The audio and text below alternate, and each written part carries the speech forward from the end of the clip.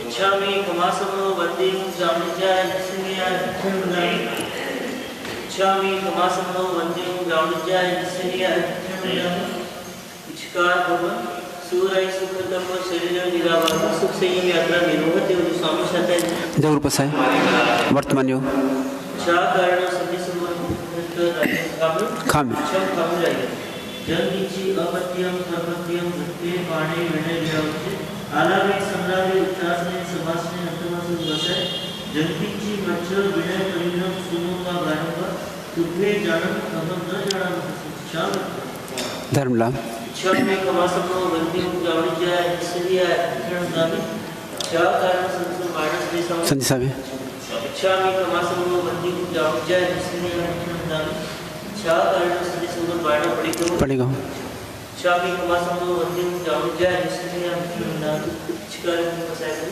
वाणा नमो रिहंताणं नमो सिद्धाणं नमो आयर्याणं नमो उवज्झायाणं नमो लोये सौवसाहुनं ऐसो पंच नमकारो सौवपावपनाशनो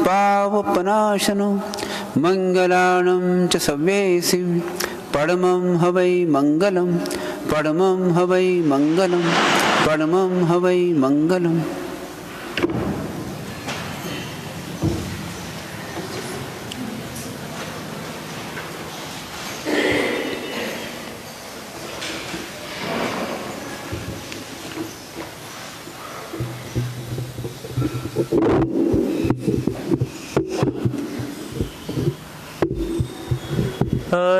अरिहंतों को नमस्कार श्री सिद्धों को नमस्कार आचार्यों को नमस्कार उपाध्यायों को नमस्कार जग में जितने साधु गण हैं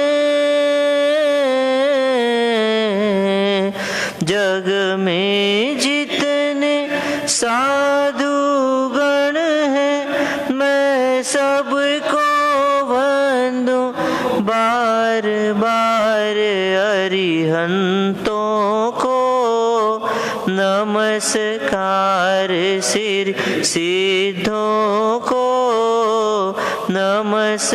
नमस्कार ऋषभ जित संभव अभिनंदन हो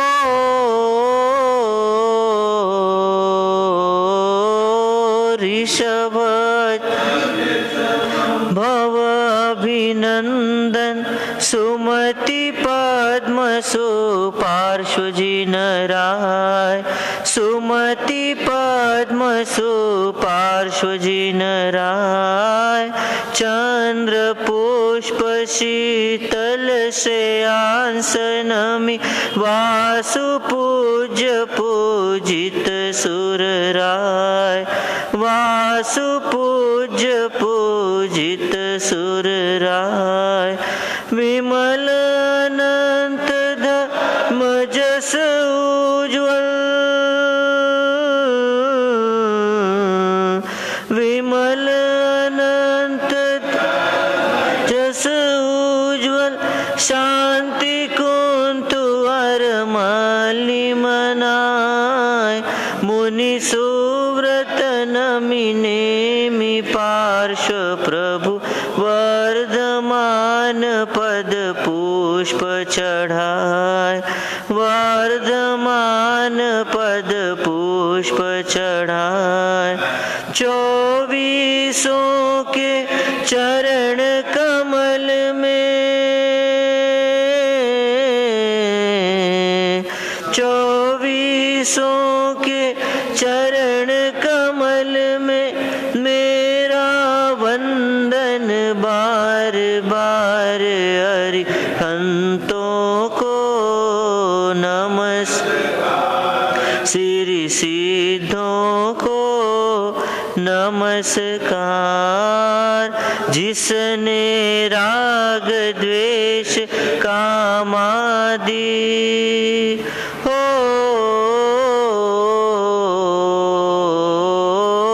जिसने राग द्वेष कामादिक जीते सब जग जान लिया, जीते सब जग जान लिया।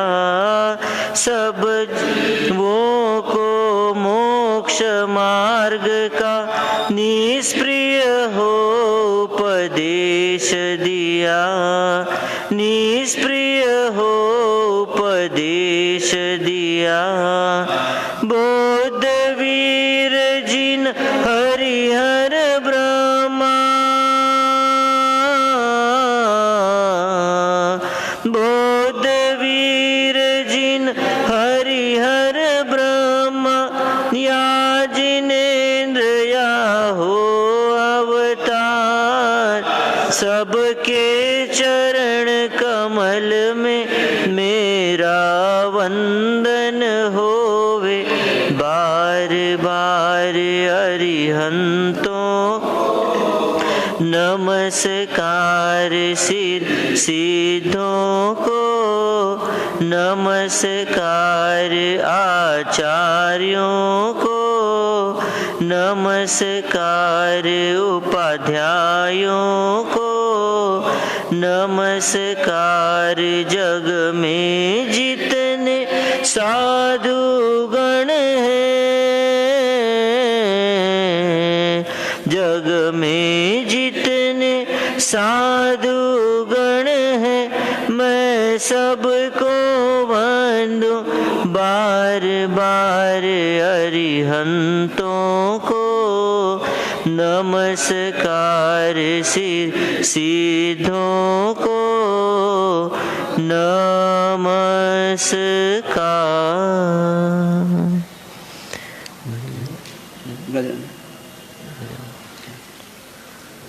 राजा छत्रपति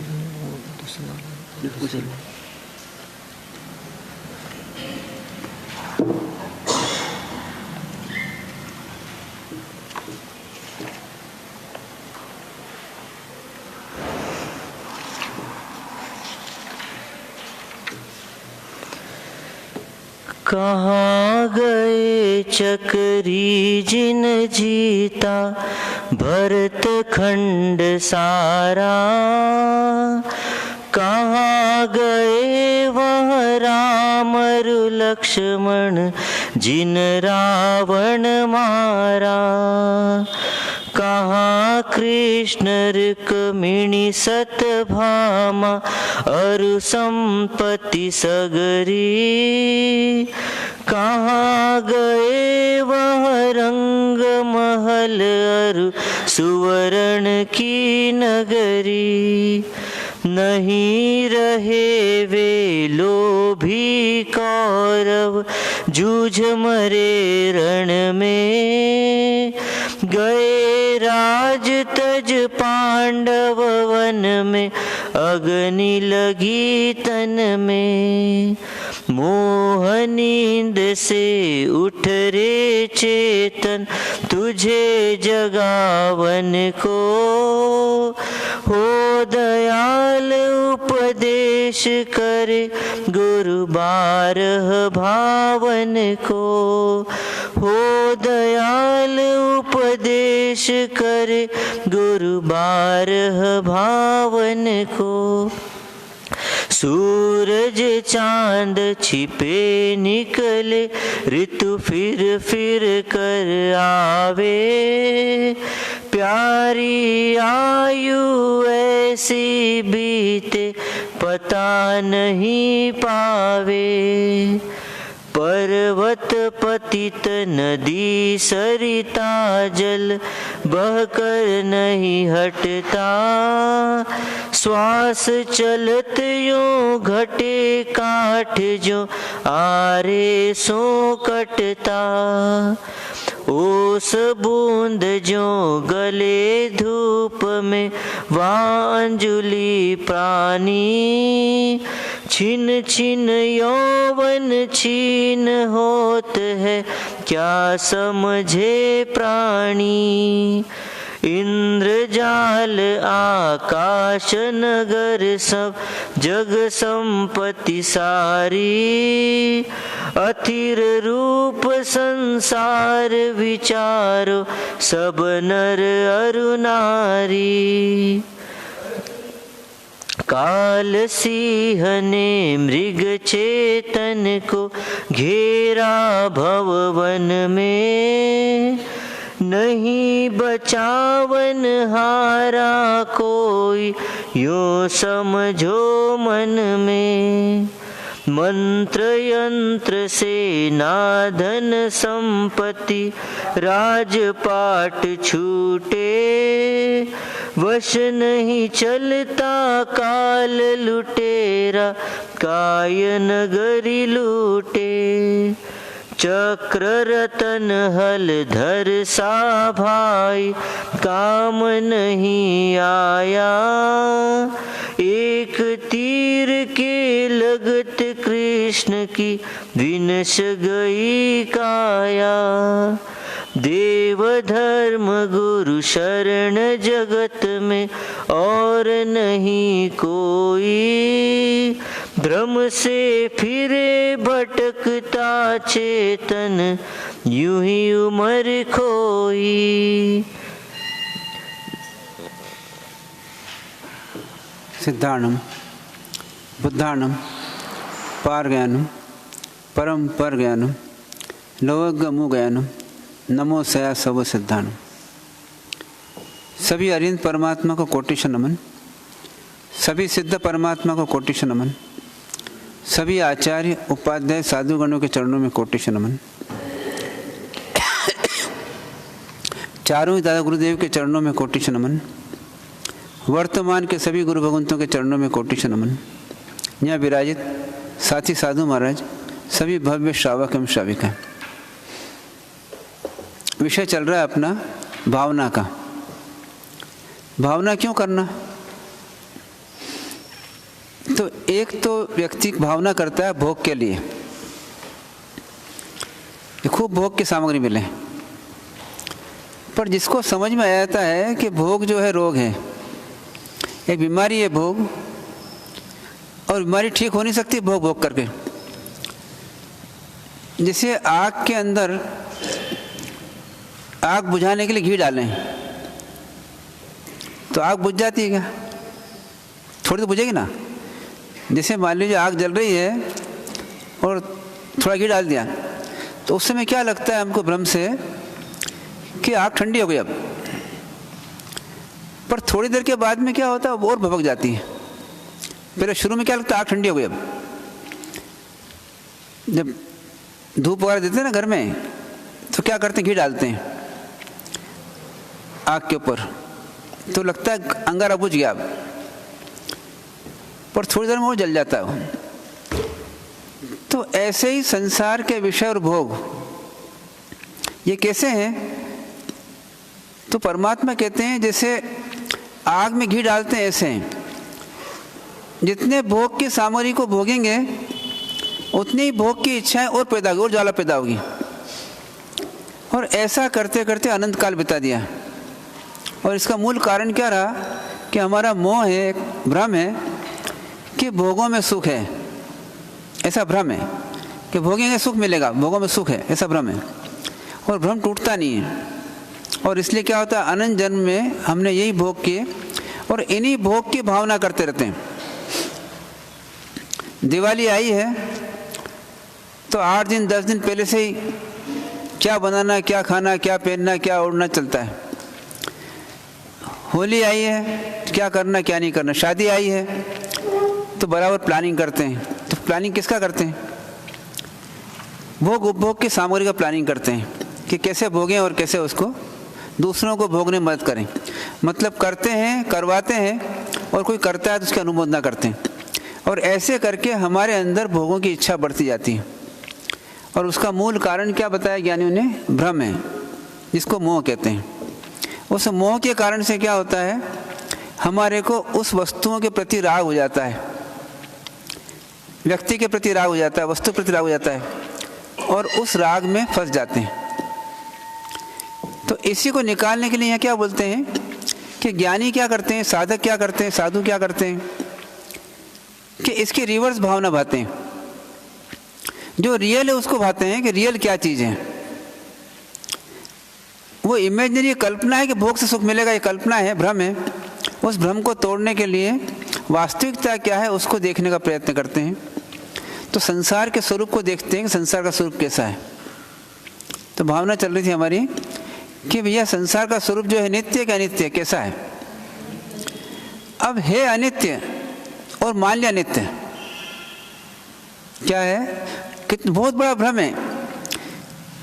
हर चीज नष्ट होने वाली है, उसको मानते हैं ये खराब नहीं होगी, नष्ट नहीं होगी। और क्या होता है, एक समय आता है और नष्ट हो जाती है और हम रोते रह जाते हैं। होता है ऐसा? बताओ संसार में ऐसी कौन सी चीज़ है जो परमानेंट है, नष्ट नहीं होगी कभी? तो कहते हैं कि भैया चक्रवर्ती थे, उनकी इतनी रानियां थी, इतने महल थे, इतने सब कुछ थे, सब कहाँ गए? भगवान तो जो हुए, भगवान पार्शनाथ जी हुए, भगवान महावीर स्वामी हुए, कितने साल हुए? तो भगवान महावीर स्वामी 25.5 साल हुए, भगवान पार्शनाथ जी को 28 साल हुए। बोलते इतना महल था उनका, ऐसा था वैसा था, सब कुछ था, पर आज उनका कुछ महल की ईंट भी नहीं दिखती अपने को। सही है? और उसके बाद में कई राजा महाराजा आए, हिस्ट्री पढ़ते हैं, इतिहास पढ़ते हैं। अशोक आया, चंद्रगुप्त मौर्य आया, विक्रम आया, राजा विक्रम आया, ऐसे अनेक राजा आए। इनका भी कुछ नहीं बचा।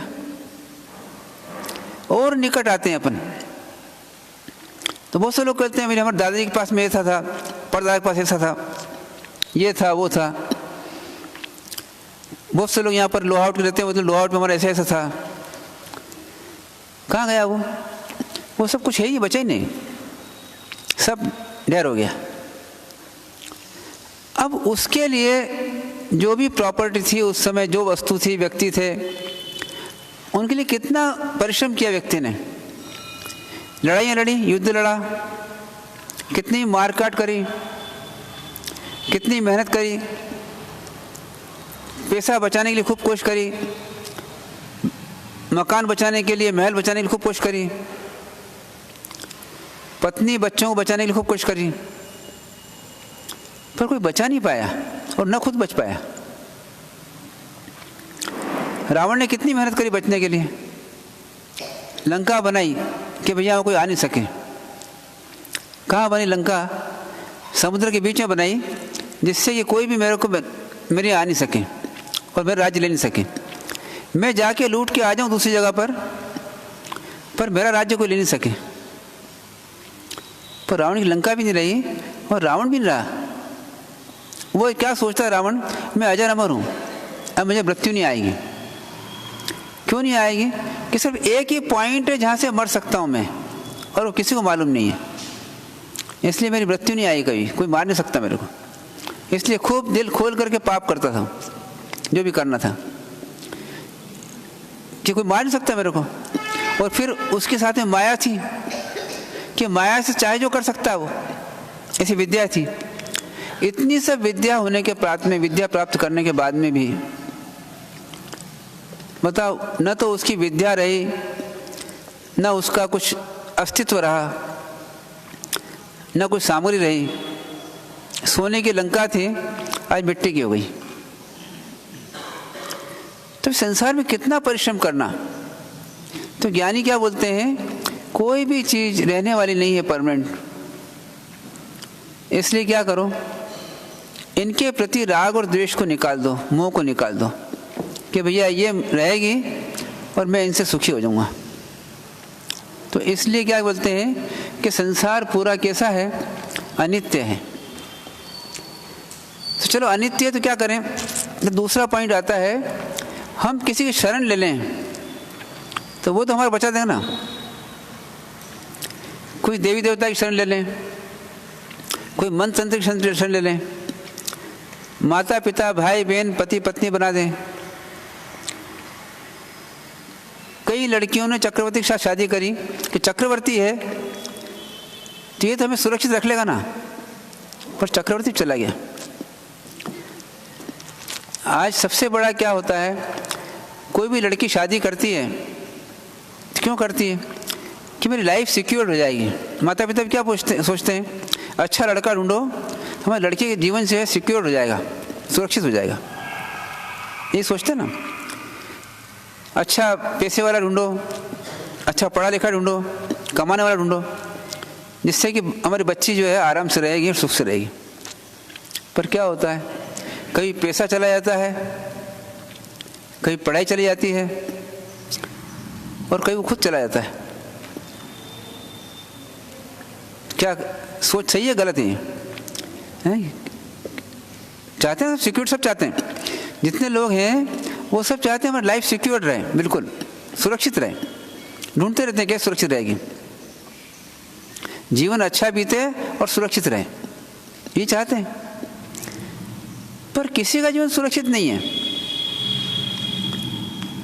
चूहा है तो बिल्ली उसके पीछे लग जाती है, बिल्ली है तो कुत्ता उसके पीछे लग जाता है ना, कुत्ता है तो शेर लग जाता है उसके पीछे, मतलब सब एक तो पीछे लगे हुए। किसी का जीवन सेफ है क्या? तो इस प्रकार से चिंतन करना कि भैया संसार में शरण लेना तो किसके लेना, और क्या वस्तु परमानेंट रहेगी इसके लिए अपन उसके मेहनत करना है ना। इस प्रकार से हमें सोचना चाहिए, ऐसे आगे हमारा सब लेंगे। डाउन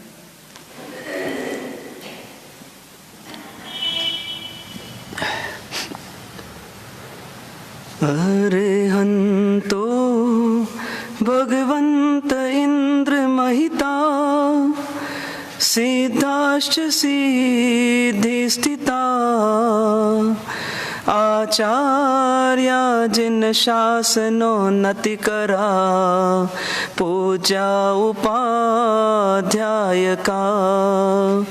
श्री सिद्धांत सुपाठ का मुनिवरा रत्नत्रया राधिका पंचैते परमेष्ठिनः प्रतिदिनं कुर्वन्तु वो मंगलम् कुर्वन्तु वो मंगलम्। इस युग के प्रथम तीर्थंकर प्रभु ऋषभनाथ भगवान के चरणों में कोटिशा नमन।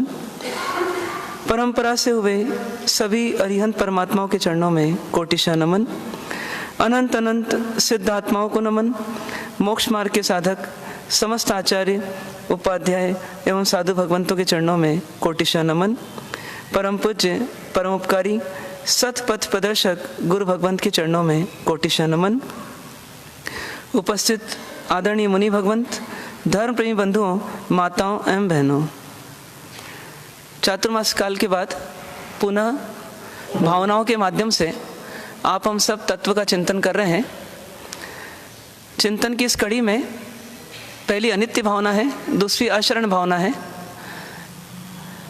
अनित्य भावना यानी सब कुछ परिवर्तनशील है, सब कुछ बदलने वाला है, कुछ भी टिकाऊ नहीं है, कुछ भी स्थायी नहीं है, कुछ भी स्थिर नहीं है, इस सत्य को बताने वाली भावना। और ये हमें तैयार करती है कि आप चेंज के लिए अपने आप को तैयार रखो ना, मतलब रेडी फॉर चेंज ना। हमेशा चेंज होगा और उस चेंज के लिए आप अपनी मानसिकता को कह लें या अपने भावों को कह लें, अपने ज्ञान को कह लें, आप उसे तैयार रखिए।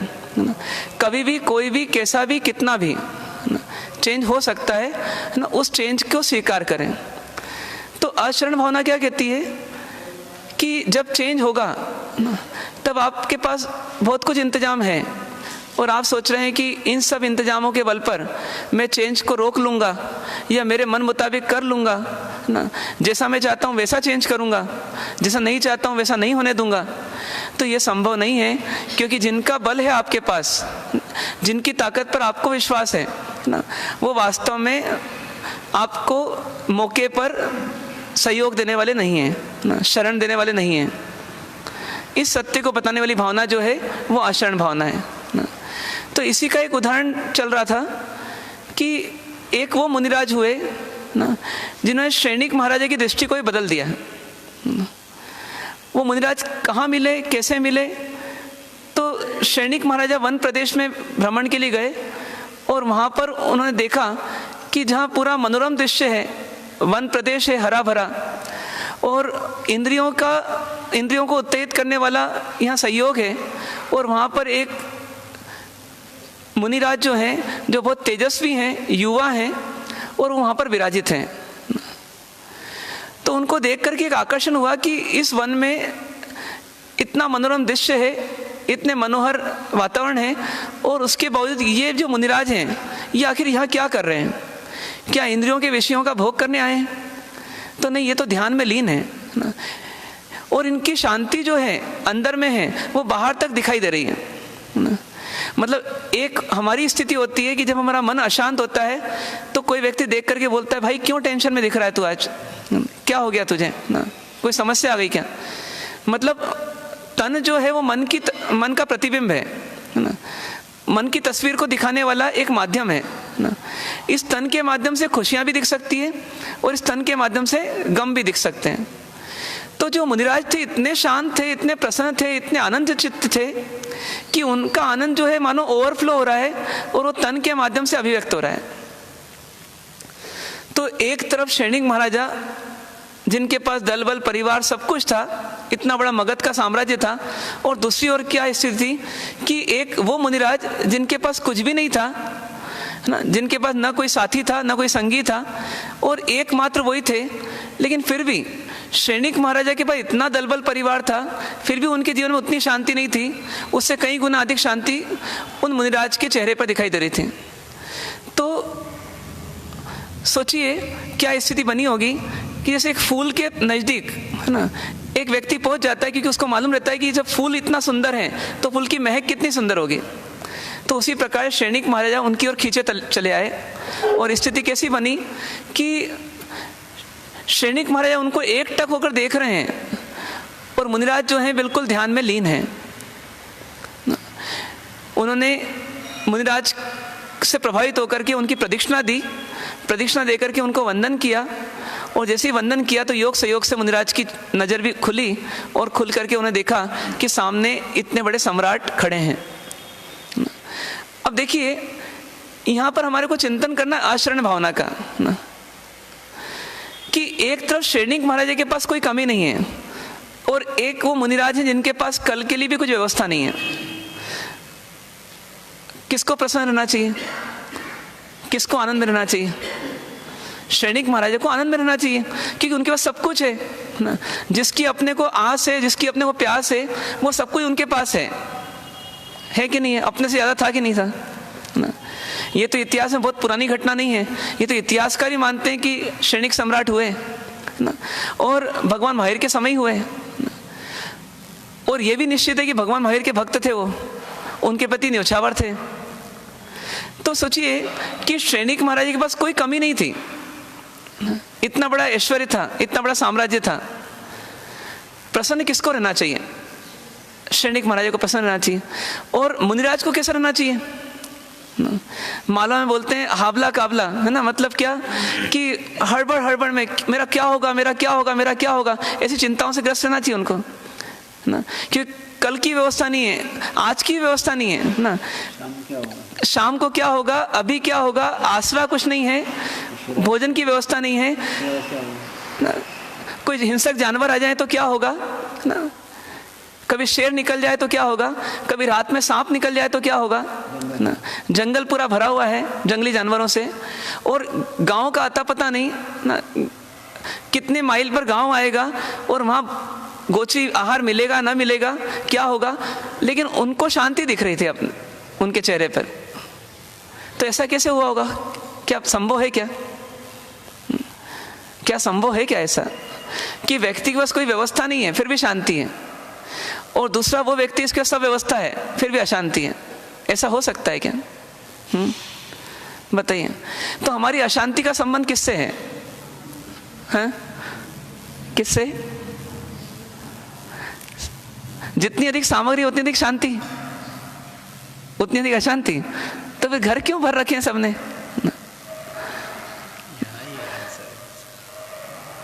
बताइए, जितनी अधिक सामग्री हो उतनी अधिक व्यवस्था, और व्यवस्था जितनी अधिक है उतनी दुख दर्द में हमारे लिए समस्याओं का समाधान है। तो इसलिए शांति अधिक होना चाहिए। पर ये अशांति होती क्यों है? अशांति का संबंध किससे है? तो अशांति का संबंध जो है वो वास्तव में व्यवस्थाओं से नहीं है ना। आपका मन कितना व्यवस्थित है उस पर है। मतलब बाहर का समा कितना व्यवस्थित है उससे उससे शांति का संबंध नहीं है। मन कितना व्यवस्थित है, सकारात्मक है ना, मन की सोच कितनी सही है। मतलब बाहर सामग्री हो या ना हो, यदि आपके भीतर विश्वास है कि मेरे को कोई समस्या नहीं है, यानी आपके पास समाधान है हर समस्या का, तो आपको कोई दिक्कत नहीं है।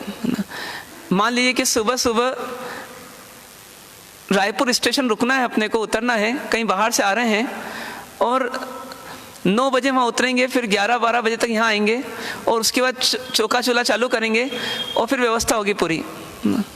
तो विचार आते हैं कि वहीं रायपुर दादावाड़ी में कोई व्यवस्था हो जाएगी क्या नौकारसी की, या स्टेशन पे किसी को बुला लें क्या, या किसी रिलेटिव के चले जाएं क्या ना, या बाजार से कुछ खरीद लें क्या ना, क्या करना क्या नहीं करना है ना, इसकी व्यवस्था कब चालू हो जाएगी मन में ना। अभी तो राजनांदगांव भी नहीं आया ना, अभी तो गोंदिया छूटा है ना, और व्यवस्था शुरू हो जाएगी, और शायद 1 दिन पहले से भी हो जाएगी, 2 दिन पहले से भी हो जाएगी ना। एक हमारी स्थिति। अब मान लीजिए कोई व्यक्ति उसी दिन वर्षी तप वाला है और वो पहुंच रहा है धमतरी, 12 बजे तक पहुंचेगा वो, उसको कोई चिंता खाने पीने की कोई चिंता नहीं। तो चिंता का संबंध किससे है ना? इनके पास तो इतनी व्यवस्था है कि भैया कच्चा पानी पी सकते हैं, या बाजार से दूध आदि ले सकते हैं, या कुछ और भी चीजें ले सकते हैं ना, या किसी रिलेटिव के जा सकते हैं, बहुत सारे ऑप्शंस हैं ना। उसके पास कोई ऑप्शन नहीं है। उसको पानी पीना है, गर्म पानी पीना है, पोरसी 60 पोरसी के बाद पीना है, या पूरी मट्टी के बाद पीना है, और वो बस उससे दिन चलाना है, लेकिन उसको कोई चिंता नहीं। आपके पास यदि मान लीजिए कि सुबह की व्यवस्था नहीं भी हो पाई तो दोपहर में भरपेट व्यवस्था है, शाम की भरपेट व्यवस्था है ना, 12 बजे से लेकर के रात को 12 बजे तक है ना, खाने पीने की सब व्यवस्था है, लेकिन फिर भी चिंता है और उसको चिंता नहीं है। तो चिंता का संबंध किससे है? व्यवस्थाओं से नहीं। उसका मन व्यवस्थित है। मन व्यवस्थित कैसे है उसका? किस रूप में व्यवस्थित है मन? उसके मन ने समाधान निकाल लिया। बस एक ही चिंतन उसको करना पड़ा, वो भी सकारात्मक, कि अपन पानी लेंगे, पानी वापरेंगे, लेकिन घर जाकर के अपन 12-1 बजे लेंगे, 2 बजे लेंगे, कोई दिक्कत नहीं है। अपन तो 24 भी कर सकते हैं। अब इतना जिसके पास समाधान है, उसको आज के दिन की कोई चिंता रहेगी खाने पीने की? कोई चिंता नहीं। तो बताइए सैनिक महाराजा का अव्यवस्थितपना क्यों? मतलब मन में टेंशन्स क्यों, तन पे टेंशन्स क्यों झलक रहे हैं, चेहरे पे सल क्यों है ना, चिंताओं की लकीरें क्यों हैं? क्यों है बताइए? सैनिक महाराजा के मन में बहुत सारी चिंताएं हैं, वो बाहर झलक रही है। कारण क्या रहा होगा बताइए? जो अपने को रहता है वही उनको रहा होगा, उससे कहीं गुना अधिक रहा होगा ना। जैसे अपने को अब पहुंच रहे हैं धमतरी, तब धमतरी पहुंच रहे हैं तो दुकानदार दुकान के बारे में सोच रहा है, बहन जो है घर के बारे में सोच रही है ना, बच्चा जो है पढ़ाई के बारे में सोच रहा है, कोचिंग क्लास के बारे में सोच रहा है, फिर इसके अलावा कपड़े वाली, बर्तन वाली, झाड़ू वाली, ये वो बहुत सारे लोग हैं। इन सब की व्यवस्थाओं को व्यवस्थित करूंगा तब मुझे शांति मिलेगी, ये हमारी कंडीशन रहती है। तो सैनिक महाराज की क्या कंडीशन होगी ना, जिन जिन ने टैक्स नहीं चुकाया उनसे टैक्स लेना है ना, जिन जिनको बंदी नहीं बनाया उनको बंदी बनाना है ना, जहाँ जहाँ पर नए नए कोई तालाब खोदवाना है तालाब चालू करवाना है ना, कहीं पर शिल्पकारों को बुलाना है, वहाँ मूर्ति बनवाना है, कभी ये चौराहों पर कुछ व्यवस्था करना है, कहीं नाटक की व्यवस्था करना है, कहीं एंटरटेनमेंट की व्यवस्था करना है ना, कभी शत्रु सेना आ सकती है ना, उससे बचाना है, दुर्ग को मजबूत करना है, किले को मजबूत करना है। ये सब टेंशन्स की लकीरें कहाँ थी? अंदर मन में, जो कहाँ झलक रही थी? बाहर। और उनको क्या लग रहा है, मेरे पास हजारों गांव हैं ना, कहीं गोकुल हैं, कहीं मेरे पास व्यवस्थाएं हैं, कोई किसी पर दिक्कत नहीं है, इतनी दानशालाएं मेरी चल रही है, सब जगह नाम किसका था, श्रेणिक महाराजा का। लेकिन श्रेणिक महाराजा की जान कहाँ थी, टेंशन्स में ना। तो ये जो अंदर की स्थिति है ना, ये उनकी थी कि अपनी भी रहती है, अपनी भी रहती है। लेकिन एक व्यक्ति तो ऐसे थे जो बिल्कुल टेंशन फ्री थे, कौन, अनाथी मुनि। उनका नाम क्या था मुनिराज का, अनाथी मुनि। तो वो टेंशन फ्री थे, उनको कोई टेंशन नहीं। क्यों टेंशन नहीं,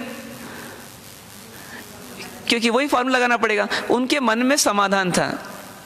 हमारे मन में समस्या है तो तन में झलकती है, मन में समाधान होगा तो प्रसन्नता झलकेगी बाहर, है ना। कितने अच्छे अच्छे प्रिंसिपल्स भगवान ने दिए ना। जिस द्रव्य का जिस क्षेत्र में, जिस काल में, जिस भाव में, जिस भाव में जैसा परिणमन होना होगा वैसा ही होगा, उसको इंद्र, नरेंद्र, तीर्थंकर भी बदल नहीं सकते। कितना अच्छा प्रिंसिपल है। हमारे को कितने कथानकों में बता दिया परमात्मा ने कि केवल ज्ञान क्या होता है, केवल ज्ञान किस चिड़िया का नाम है ना। तो जिसमें अतीत भी झलके, वर्तमान भी झलके, और क्या झलके, भविष्य भी झलके, है ना। तो अतीत जो झलक रहा है परमात्मा को, है ना, वैसे ही हुआ है, और वर्तमान जैसा उसमें झलक रहा है वैसे ही हो रहा है। तो भविष्य में क्या होगा, जैसा उनको झलका है, जैसा उनको दिखा है ना। आज मेरे दुकान पे कितने ग्राहक आएंगे अपने को नहीं पता, लेकिन किसको पता है, परमात्मा को पता है ना। और अपन कब दिवालिया होंगे, है ना, ये अपन कल्पना भी नहीं करते, लेकिन किसको पता है, परमात्मा को पता है ना। एक एक घटना हमारे जीवन की, है ना, जो नियत है, जो निश्चित है, और वो किसको पता है ना। कोई स्वार्थी व्यक्ति को, कोई छदमस्त व्यक्ति को नहीं, वीतरागी परमात्मा को पता है, सर्वज्ञ देव को पता है ना। सब कुछ देख लिया उन्होंने, अब तो जो होना है वही होगा। ये सिद्धांत दिया हमको, किस लिए दिया ये सिद्धांत, किस लिए दिया ये सिद्धांत, बताइए किस लिए दिया ये सिद्धांत। ये सिद्धांत है वास्तव में, है ना, पर ये सिद्धांत हमको क्यों दिया गया, है ना। तो भाई शांत रहे बस, है ना। परमात्मा अपने से क्या चाहते हैं, कुछ लेना चाहते हैं अपने से नहीं, बस अपने से क्या चाहते हैं, तू कैसा रहे, शांत रहे बस, है ना। मतलब तेरे चेहरे पर सल नहीं रहे। देखिए अपने माता पिता, शुभ चिंतक भी अपने से ये चाहते हैं कि तुम खुश रहो बस, है ना। पत्नी क्या बोलती है ना, तुमको ये सब्जी नहीं भाती मैं दूसरी बना दूंगी, है ना, लेकिन तुम करेले की तरह कड़वी कड़वी बातें मत करो, बस शांत रहो, बस आनंद में रहो, है ना। यही होता है ना। मतलब परमात्मा भी हमसे यही चाहते हैं, वो हमारे परम शुभ चिंतक है। वो बोलते हैं उनको इतनी करुणा है हम जीवों पर जिनसे कोई नाता नहीं, कोई रिश्ता नहीं, है ना। ऐसे भी एक द्रव्य का दूसरे से कोई नाता नहीं है, ये सत्य उनको पता था, फिर भी उनकी भावना क्या हुई कि इन भोले भाले जीवों को ना कुछ सिखा दूं। क्या सिखा दूं, तो हर परिस्थिति में शांत रहना, सुखी रहना सिखा दूं। इतना ही सिखाना चाहते थे वो। और हम क्या चाहते हैं ना, हम बोलते हैं कि मैं शांति तो पाऊंगा लेकिन मेरे तरीके से पाऊंगा ना।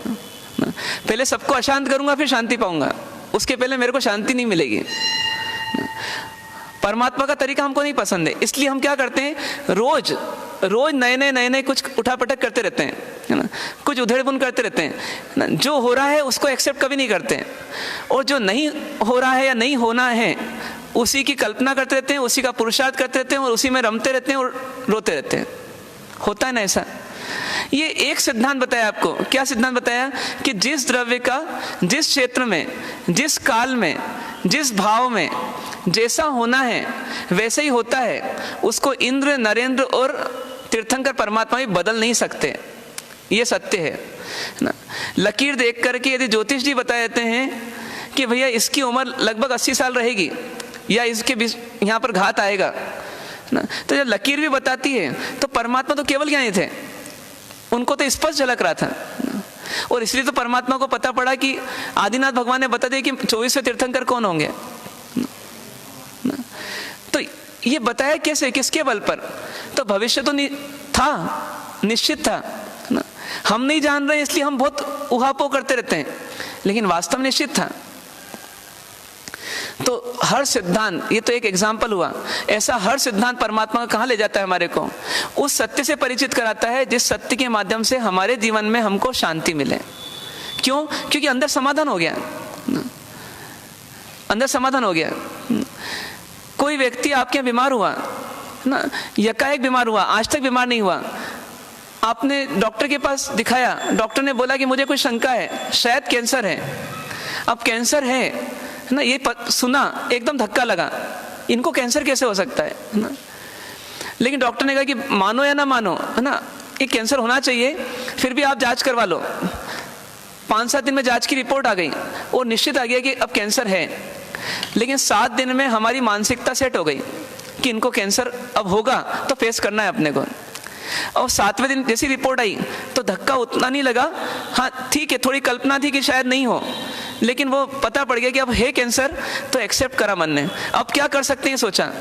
और उसके लिए बॉम्बे गए, वहाँ अच्छे एक्सपर्ट डॉक्टर को दिखाया। डॉक्टर ने कहा कि भैया इनको कैंसर है और 5th स्टेज का कैंसर है, बस ये मुश्किल से 15-20 दिन 25 दिन जी ले तो जी लें, अब आप इनको कहीं मत ले जाओ, इनको परमात्मा का नाम स्मरण कराओ और इनको घर में रखो और आराधना कराओ बस। ऐसा कैंसर सबको है, हाँ ऐसा कैंसर सबको है, बिल्कुल। तो अब क्या हुआ, ऐसा कैंसर सबको है, सबको कुछ थोड़े दिन बचे हैं बस। सही नहीं है ना, थोड़े दिन बचे हैं, किसी कुछ साल बचे होंगे, किसी कुछ महीने बचे होंगे, किसी दिन बचे होंगे। तो किसी दिन बचते हैं तो फिक्र चिंता हो जाती है। अब कुछ साल बचे हैं, मान लो भाई, मान लीजिए कोई की उम्र 80 साल है और 60 हो गए, 20 साल बचे हैं, 20 साल का कैंसर है, तो क्या करना चाहिए? भगवान भजन करना चाहिए, परमात्मा भजन करो। फिर नहीं बोल रहे हमारा सही है। अब मान लीजिए कि वो व्यक्ति को लेकर आप आ गए घर, अब उनको आप जाप करवा रहे हो ना, नाम स्मरण करा रहे हो, कुछ अच्छी फोटोग्राफ्स दिखा रहे हो परमात्मा के, तीर्थों के, सब कर रहे हो जो करवा सकते हो, ठीक है। और अब आपको ऐसे करते करते वो दिन बीतते जा रहे हैं और ऐसे करते करते पल्स रेट चेंज हो गया ना, बीपी डिस्टर्ब हो गया, ऑक्सीजन लेवल कम हो गया, मतलब सब प्रॉब्लम्स अब आपको दिख रही है। अब डॉक्टर बोलता है बस आप कुछ घंटों के मेहमान हैं, आपका मन और एक्सेप्ट कर लेता है अब, ठीक है अब और तेजी से करवा भैया, आप तो जाने वाले हैं। कुछ लोग तो इसके बाद की तैयारी भी चालू कर देते हैं कि भैया आप वो तैयारी भी कर लो, क्योंकि कहाँ ले जाना है, क्या करना है, कितनों को बुलाना है, किस किस को बुलाना है, ये सब करते हैं। अब इसी बीच में मान लीजिए कि एक व्यक्ति को, जो कि जैसे मान लो बेटी हो उनकी है ना, और वो ससुराल में हो, उसको आज तक बताया नहीं हो, और अब उसको बताएं है ना, अब उसको बताएं तो क्या बोलेगी है ना, मतलब वो मान लेगी, एकदम एक्सेप्ट कर लेगी। उसको अभी पता पड़ा, जिसने उम्मीद भी नहीं की थी, एक्सेप्ट ही नहीं होगा। उसको एक्सेप्ट नहीं होगा तो बहुत रोएगी, बहुत पछाड़ेगी, इधर उधर होएगी, सब डिस्टर्ब हो जाएगी, पूरे रास्ते भर रोते हुए आएगी। और जैसे ही पापा को देखेगी, आखिरी सांस ले रहे हैं मान लो, तो और जोर जोर से रोएगी है ना, माथा ठोकेगी नीचे जमीन पर, ये सब करेगी। लेकिन आप सोचो कि उसको अभी पता पड़ा, उसको अभी पता पड़ा और बाकी लोगों को पहले पता पड़ गया, तो बाकी लोग भी वैसे ही रो रहे हैं उसके जैसे नहीं रो रहे हैं अभी ना, उसको उल्टा उसके आंसू पोंछ रहे हैं है ना, उसको रोती हुई को रोक रहे हैं ना, दिलासा दे रहे हैं कि मतलब जो है अब उसको स्वीकार करना पड़ेगा अपने को, जो है उसको स्वीकार करना पड़ेगा अपने को, जो है उसको स्वीकार करना पड़ेगा। ऐसा क्यों बोल पा रहे हैं वो, ऐसा क्यों बोल पा रहे हैं? क्योंकि उन्होंने पहले ही स्वीकार कर लिया था ना कि ये ऐसा ऐसा होना है। अब डॉक्टर ने जब कहा था, उन्होंने माना था, तब से उनका दुख हल्का हो गया। समस्या तो वही रही, कैंसर ज्यों का त्यों रहा, लेकिन दुख हल्का हो गया। एक परमात्मा में विश्वास आ जाए अपने को, क्या विश्वास आ जाए? हमें अभी पता नहीं, हम बेटी की तरह हैं है ना, आज क्या होने वाला है हमको नहीं पता, लेकिन किसको पता है? परमात्मा को। वो परमात्मा ने वैसे देखा है।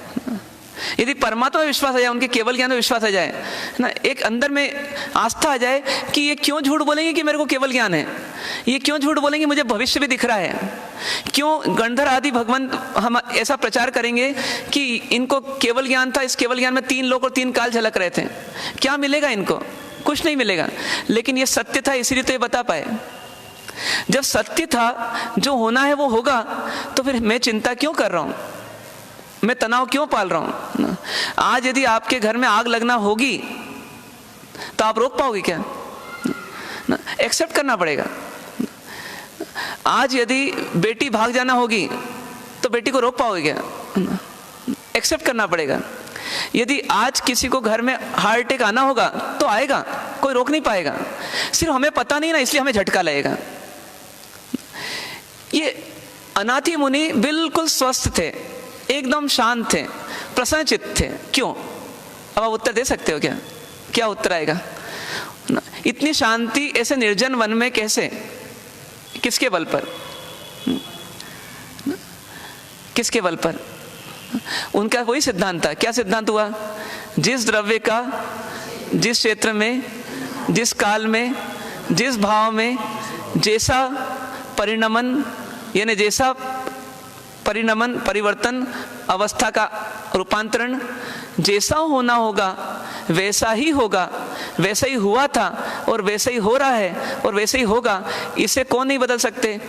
इसे चक्रवर्ती नहीं बदल सकते, इसे बड़े बड़े सम्राट नहीं बदल सकते, इसे इंद्र नरेंद्र नहीं बदल सकते, है ना? इसे तीर्थंकर परमात्मा भी नहीं बदल सकते। परमात्मा कभी नहीं बोलते कि मैंने दुनिया को बनाया और मैं चला रहा हूँ। ये अन्य धर्म की आस्था हो सकती है, लेकिन अरिहंत देव की आस्था या अरिहंत देव का सिद्धांत ये नहीं है। वो बोलते हैं मैंने बनाया नहीं संसार को, मैंने बताया। मैंने बनाया नहीं, मैंने सिर्फ बताया है कि संसार कैसा है और उसमें आपको कैसे जीना है। तो अपने आप से पूछना कि तू इतनी उहापोह क्यों करता है, इतनी अशांति क्यों करता है, इतना सबको हिला क्यों देता है छोटी छोटी बातों में? शांत रहे, है ना, चंचलता खत्म कर, है ना, स्थिर हो। ऐसा अनाथी मुनि कर रहे थे, इसलिए बिल्कुल शांत थे। लेकिन उनकी शांति किसको सहन नहीं हो रही थी? श्रेणिक महाराज को सहन नहीं हो रही। सहन नहीं हो रही थी मतलब क्या? उनके अंदर जिज्ञासा बढ़ गई, क्यूरियोसिटी बढ़ गई कि आखिर इतनी शांति कैसे हो सकती है।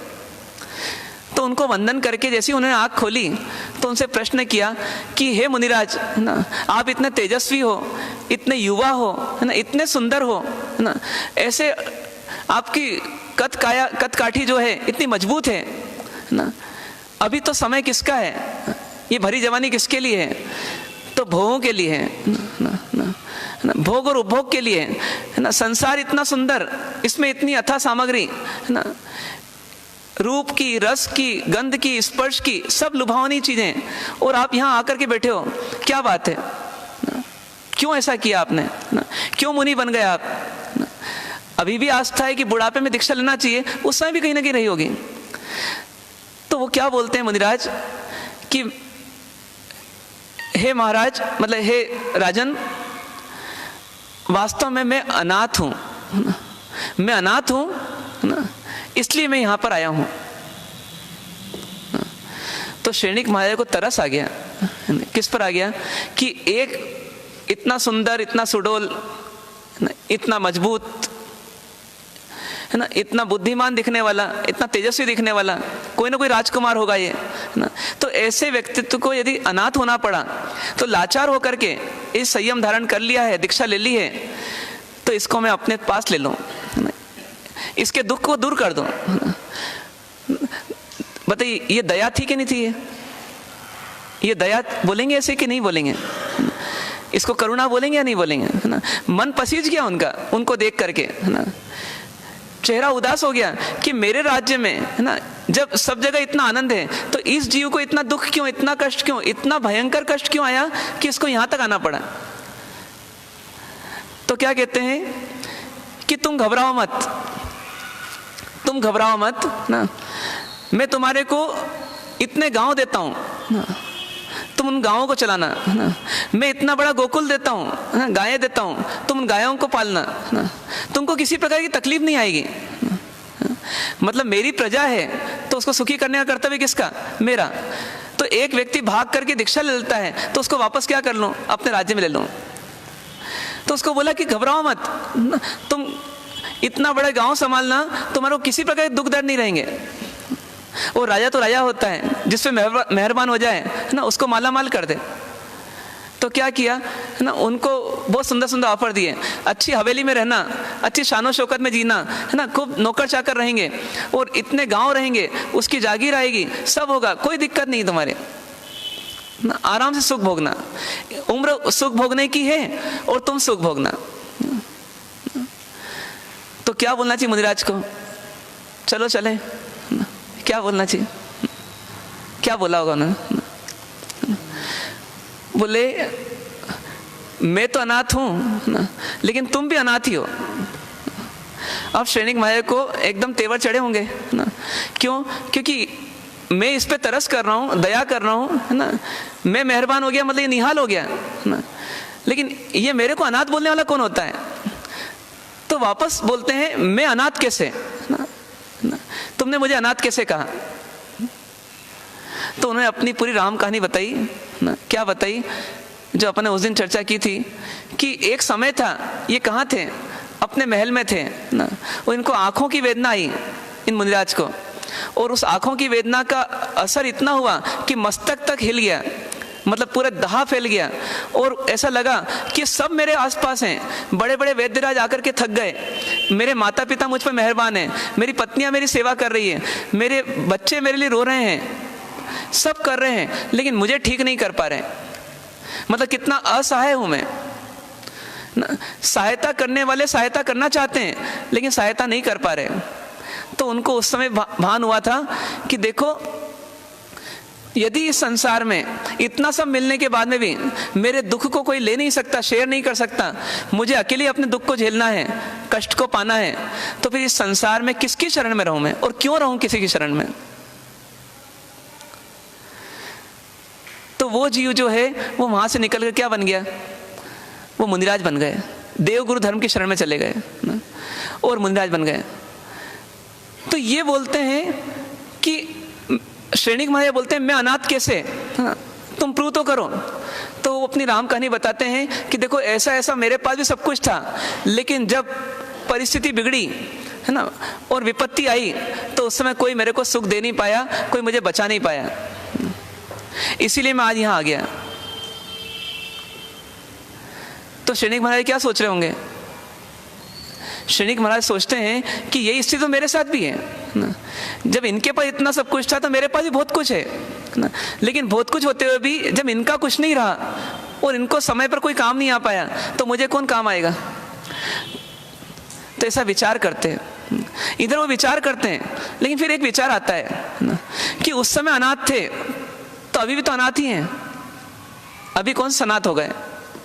बताइए, उस समय महलों में रह रहे थे ये अनाथी मुनि, तो अब कहाँ आ गए? अब जंगल में आ गए।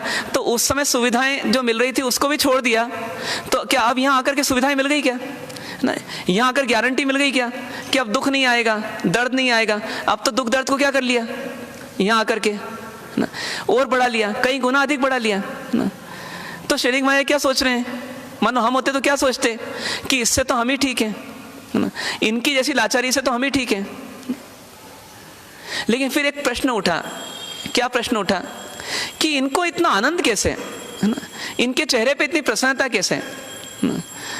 मैंने तो ऐसी प्रसन्नता कब से नहीं भोगी, तो इनको ऐसी प्रसन्नता क्यों आ रही है? क्या उत्तर मिला? बोले मुनिराज आप भी अनाथ हो, मैं भी अनाथ हूं, क्या अंतर पड़ा? तो मुनिराज क्या बोलते हैं? मैं अनाथ अलग प्रकार का अनाथ हूं, तुम अनाथ अलग प्रकार के अनाथ हो। क्या अंतर दोनों में बता सकते हो आप? क्या अंतर दोनों में? दोनों अनाथ हैं लेकिन दोनों में कुछ अंतर है क्या? बताइए। एक जिसका कोई नाथ नहीं है उसे बोलते हैं अनाथ, एक जिसका कोई नाथ नहीं है उसको बोलते हैं अनाथ, और दूसरा ना जिसको किसी नाथ की आवश्यकता नहीं है वो अनाथ। जैसे यदि आप नौकरी कर रहे हो ना और नौकरी छूट गई तो आप क्या बोलोगे ना? मेरा आप कोई मालिक नहीं है ना, मेरा आप कोई मालिक नहीं है। नौकरी करते हुए निकाल दिया नौकरी से मालिक ने, है ना, धक्के देके निकाल दिया और आप लाचार हो गए ना, सड़क पर आ गए, अब आपके पास कोई व्यवस्था नहीं है ना, तो आप क्या बोलोगे? अब मेरा कोई मालिक नहीं है। लेकिन ये मालिक नहीं होना ये आपकी लाचारी हो गई, आपका दुख हो गया, आपके लिए पीड़ा का विषय हो गया, क्योंकि नौकरी थी तब तक आपका काम चल रहा था, आपकी आजीविका चल रही थी। अब नौकरी छूट गई, अब आपका कोई मालिक नहीं रहा, तो अब आपको सिवाय दुखी होने की कुछ नहीं बचा। ये एक रूप हो सकता है। और दूसरा रूप है ना। कोई व्यक्ति बहुत दिन तक नौकरी कर रहा था और अब उसने क्या कर लिया, अपना खुद का काम चालू कर लिया। अब उसका कोई मालिक है क्या? अब कोई मालिक नहीं उसका, लेकिन उसको खुशी है। मालिक की आवश्यकता ही खत्म हो गई, अब मालिक की गुलामी खत्म हो गई, अब मालिक की शरण में जाने की जरूरत ही खत्म हो गई। तो ये अनाथी मुनि कौन से वाले थे और हम कौन से वाले अनाथ हैं? हम वो अनाथ हैं जिसको आवश्यकता तो बहुत है नाथ की, लेकिन कोई संभालने वाला नहीं है मौके पर, इसलिए हम अनाथ हो जाते हैं। चाहते हैं कोई हमको देख ले, कोई हमारे व्यवस्था कर ले, लेकिन व्यवस्था नहीं मिलती, इसलिए हम अनाथ हो जाते हैं। और अनाथी मुनि कैसे अनाथ थे? वो बोले मेरे को आवश्यकता ही नहीं है, जरूरत ही नहीं है। क्यों जरूरत नहीं है? सब कुछ है क्या उनके पास? कुछ भी नहीं है उनके पास, तो फिर उनको जरूरत क्यों नहीं है? उनको किसी नाथ की आवश्यकता क्यों नहीं है? बता सकते हैं आप?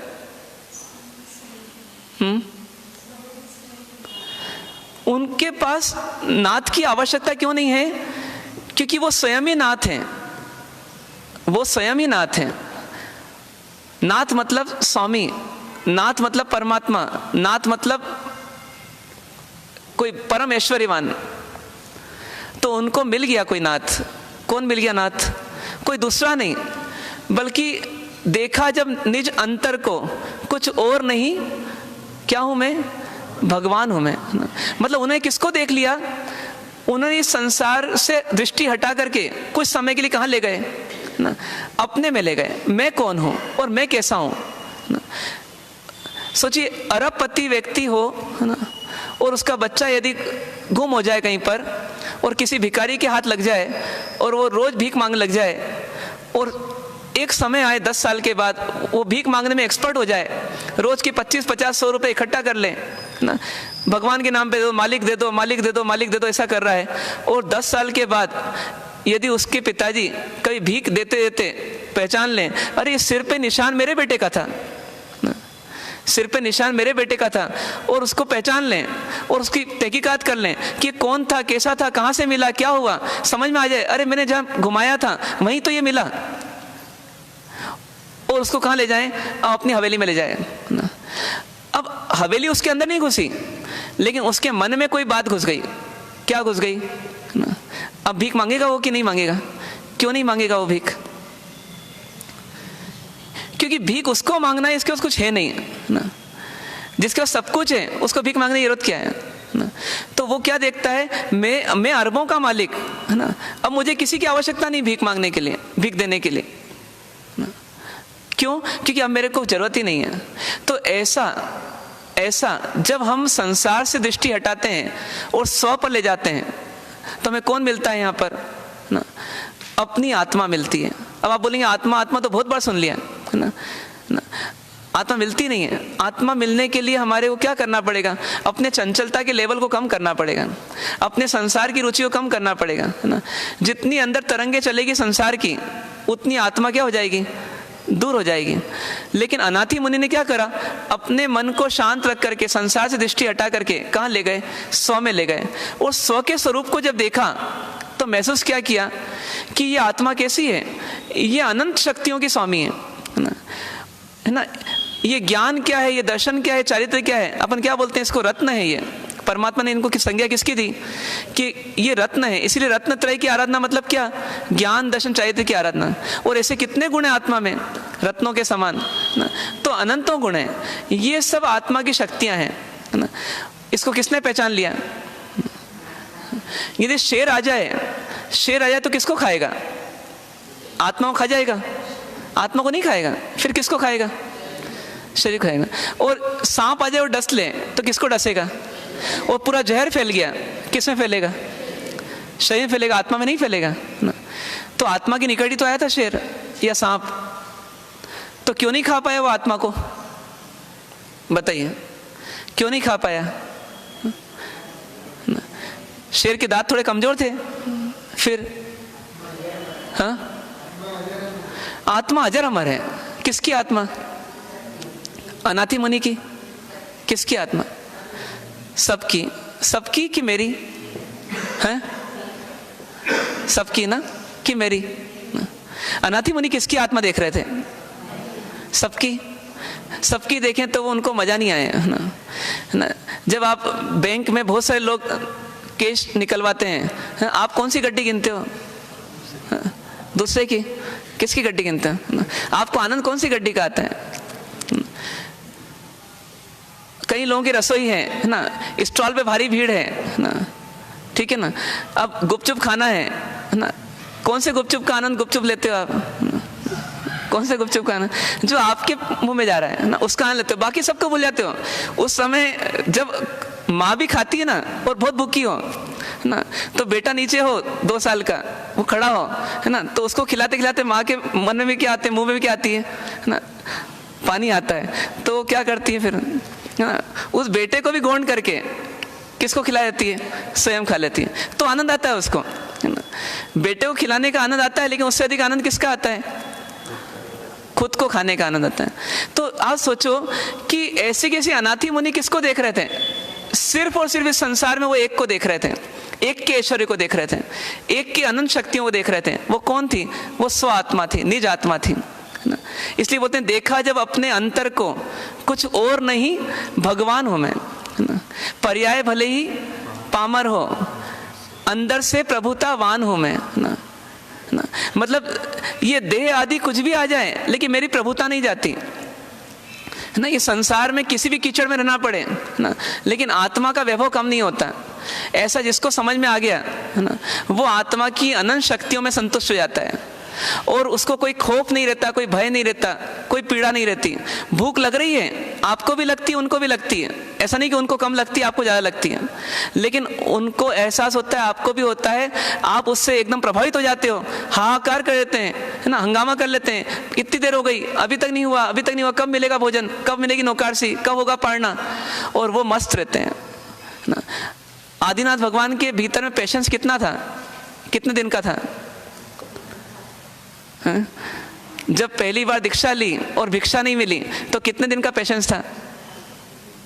बताइए, कितना धैर्य था उनके पास? कितना धैर्य था उनके पास? आहार नहीं मिला ना उनको, तो कितना धैर्य था उनके पास, है ना।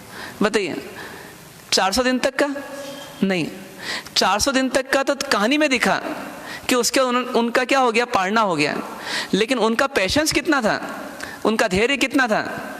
ये शरीर भी छूट जाए तो पेशेंस नहीं छूटने वाला, धैर्य नहीं छूटने वाला। क्यों? क्योंकि मैं कभी मरता नहीं, मैं कभी आहार करता नहीं, है ना। आहार कौन करता है? सदा से ये शरीर करता आया और ये करता रहेगा, मैं आहार करता नहीं। तो आहार नहीं मिला तो मेरा क्या बिगड़ा? ऐसी मस्ती में कौन घूम रहे थे? बताइए, मस्ती में कौन घूम रहे थे? आदिनाथ भगवान। कहाँ घूम रहे थे? चक्रवर्ती कौन थे वहां के? भरत जी। और आनंद कौन ले रहे थे? आनंद कौन ले रहे थे? आदिनाथ भगवान, है ना। जैसे कभी कभी क्या होता है, पोता तो क्या करता रहता है, या बेटा क्या करता रहता है, दुकान पे मगजमारी करता रहता है ना। और दादाजी क्या करते रहते हैं? टीवी देखते रहते हैं घर में। अब आनंद कौन ले रहा है? दादा ही ले रहे हैं, है ना। ऐसे दादा पिताजी क्या कर रहे थे वहां पर, है ना, वो आनंद ले रहे थे। किसका? वर्षी तप का। आहार नहीं मिल रहा है तो मन में से और कषाय निकालते जा रहे थे, जो जो राग पता पड़ रहा था वो भी निकालते जा रहे थे। और किसके बल पर? आत्म बल पर, अपने आत्मा के बल पर। और इसी बल पे क्या करा ना, 400 निकल गए ना। तकदीर को शर्माना पड़ा, तकदीर को शर्माना पड़ा कि अब कितनी परीक्षा लूंगी मैं, लेकिन उनको किसी प्रकार का कोई डर नहीं, कोई खौफ नहीं ना। आहार नहीं मिले तो मुंह से बोलने वाले नहीं कि मेरे को आहार की आवश्यकता है। तो ऐसे निडरता कैसे आई, और वही अनाथी मुनि में क्यों दिखी? तो उसका कारण समझ में आ गया कि जिसको आत्मा का वैभव दिख गया, आत्मा की शक्तियां समझ में आ गई, तो उसको अब किसी प्रकार से किसी की शरण की आवश्यकता नहीं रहती। तो ऐसी अशरण भावना भाने वाले कौन थे? अनाथी मुनि। जब उनके वैभव को देखा और देख करके समझ में आ गया, किसको? श्रेणिक महाराजा को। तो कहते हैं कि श्रेणिक महाराजा की क्या बदल गई? क्या बदल गई? आँख का चश्मा बदल गया? नहीं, आत्मा की दृष्टि बदल गई, सोचने की दृष्टि बदल गई है। क्या दृष्टि बदली होगी, आप बता सकते हो? क्या दृष्टि बदली उनकी? अभी तक उनको संसार में सब शरण दिख रहे थे, अब उनको कौन शरण दिखा?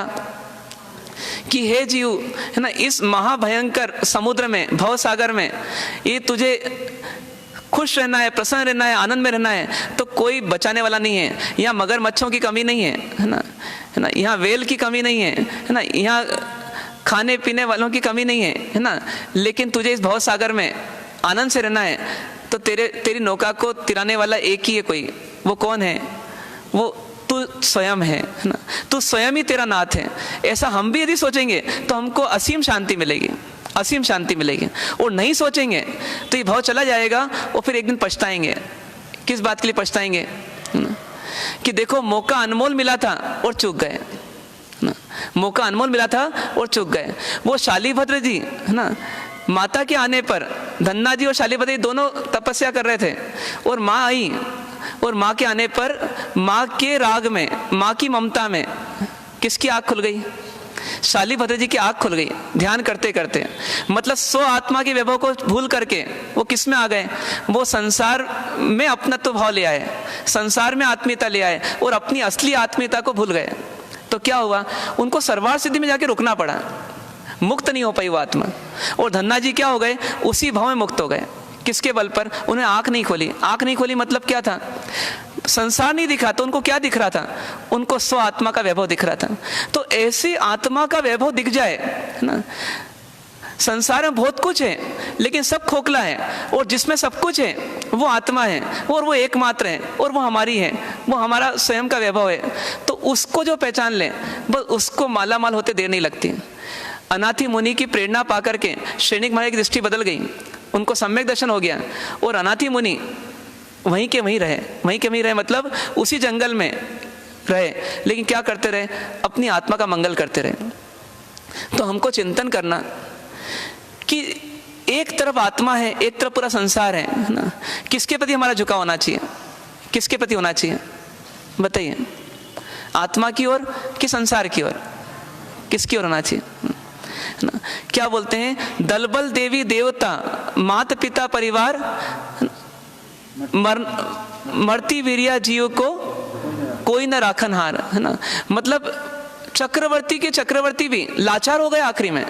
क्यों? क्योंकि जब वो जाने लगे संसार से तो उनको कोई बचा नहीं पाया। सिकंदर ने क्या बोला आखिरी में ना? सिकंदर ने यही तो बोला ना कि आधी दुनिया जीत ली ना, इतना ऐश्वर्य पा लिया, लेकिन सिकंदर अब जाने वाला है भरी जवानी में और उसको कोई वैद्यराज बचा नहीं पाएगा। संसार में एक से बढ़ के एक वैद्य होंगे उस समय, है ना। और सिकंदर की गिरफ्त से कितनी दूर थे, है ना। सब सिकंदर की पकड़ में थे, उसके बावजूद भी सिकंदर की बीमारी को कोई रोक पाया क्या? यही अशरण है कि संसार में कोई शरण देने वाला नहीं है। सिकंदर ने क्या बोला? मेरे हाथ को कैसे रखना? खाली रखना और खुला रखना, बाहर रखना जनाजे में। क्यों? क्योंकि लोग देख सकें कि सिकंदर खाली हाथ आया था और खाली हाथ चला गया, इसको कोई बचा नहीं पाया। और उसने क्या बोला कि जितनी मेरी सेना है ना, उस सेना को मेरे आगे रखना, तोपों वगैरह के साथ में रखना। क्यों रखना? क्योंकि दुनिया ये देख सके कि सिकंदर के पास इतना सब कुछ था, है ना, दुश्मनों को मारने के लिए, फिर भी सिकंदर को कोई बचा नहीं पाया। सोचिए, सिकंदर जैसे सिकंदर को भी बचा नहीं पाए, जवानी में जाना पड़ा। आज भी अपन देखते हैं, अभी इतिहास में देखें, राजीव गांधी को कौन बचा पाया और इंदिरा गांधी जी को कौन बचा पाया, है ना। स्थिति सामने दिखती है ना। तो हमको कौन बचा लेगा? कितनी जमीन और कितनी जायदाद होगी कि हमको बचा लिया जाए ना। और ये बचाना तो बात की बात है, आप अपनी जवानी को रोक लो, असंभव है। आप अपने बुढ़ापे में कष्टों को रोक लो, असंभव है ना। घुटने की प्रॉब्लम आती है तो राष्ट्रपति को भी ऑपरेशन कराना पड़ता है, और फिर भी ऑपरेशन सक्सेसफुल होगा कि नहीं होगा वो उनकी तकदीर पर निर्भर करता है। तो हम किसके भरोसे जी रहे हैं? इसलिए क्या करना, अशरण भावना का व्यवहारिक जीवन में देखें तो क्या उपयोग है। तो भैया, अपने पाप पुण्य का फल सबको मिल रहा है, पहली बात।